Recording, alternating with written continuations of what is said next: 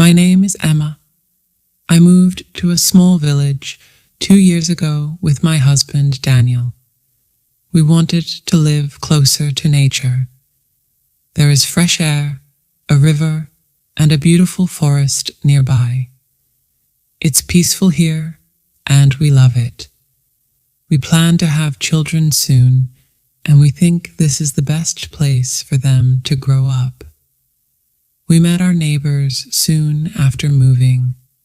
Their names are Mark and Sophie. They are the same age as us, and they don't have kids either. We started doing things together. We go on picnics, and sometimes we look for mushrooms in the forest. Life was simple, and everything was great. Mark works far away. He has to leave for a week or even months for his job. Sophie often feels lonely when Mark is away. She started asking for help with different things around the house. Daniel and I always try to help her. I noticed that she started asking Daniel for help more and more.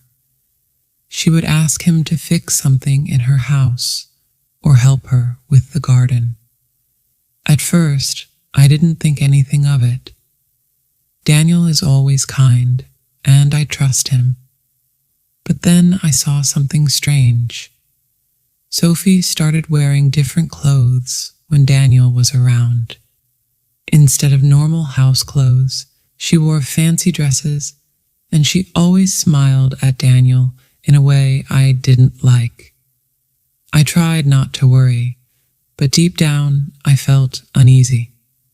Daniel didn't seem to notice anything at first. He thought he was just helping a neighbor. But then he started staying at Sophie's house longer than usual. I would wait for him, wondering what was taking so long. He told me he was just helping with small things, but I could feel something was wrong. One day I asked, "Daniel, why do you spend so much time with Sophie?" He looked surprised and said, "I'm just helping her out. She needs help with her house because Mark is away."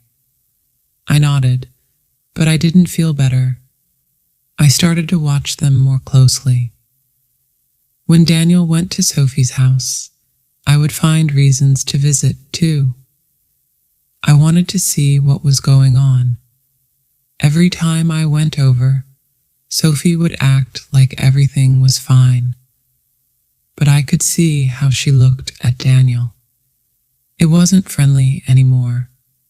There was something more in her eyes, something that made me uncomfortable. One evening, Daniel came home late again. I asked him why he was late.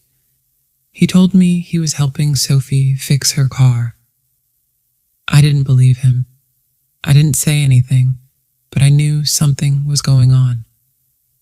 I couldn't stop thinking about it. I started dreaming about Sophie. In my dreams, she would try to take Daniel away from me. I woke up feeling angry and scared. I knew I had to talk to Daniel again, but I didn't know how to start. One day I saw Daniel and Sophie talking outside. They were standing too close, and Sophie was laughing. My heart started beating fast. I couldn't take it anymore. I went outside and asked them what was going on. Sophie smiled at me, but it wasn't a friendly smile. "Oh, Emma, we were just talking about the garden," she said. I looked at Daniel. He didn't say anything. He looked guilty.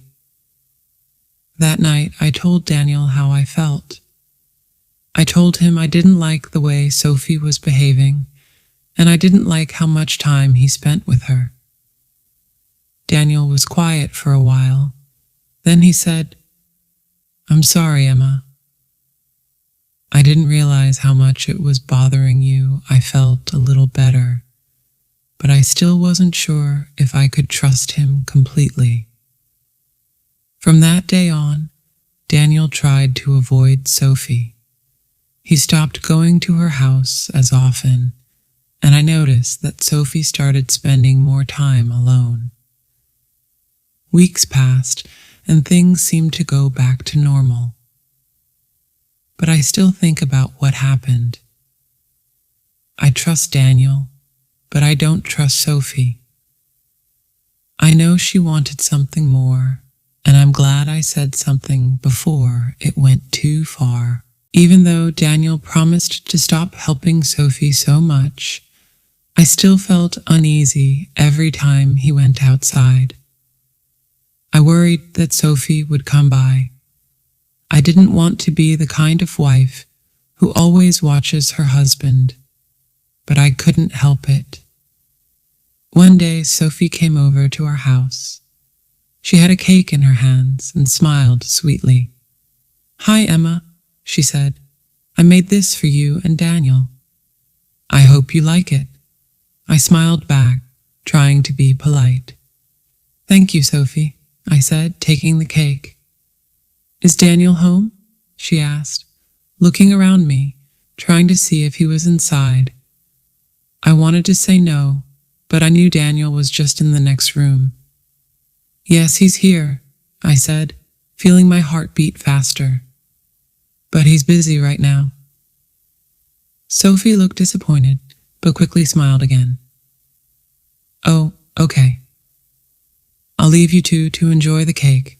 Let me know if you need anything." She waved and left. I closed the door and felt a strange mix of relief and worry. I didn't want to let Sophie get between Daniel and me, but she seemed to keep trying to stay close to him. That night, I told Daniel about how Sophie came over with the cake. He laughed a little and said, "I think she's just being friendly. You don't have to worry," but I wasn't so sure. Sophie's smiles and her way of talking to Daniel didn't seem friendly to me. I decided that the best thing to do was keep a distance from her. The next week, Daniel went back to his usual routine of helping around the house, working in the garden, and spending time with me.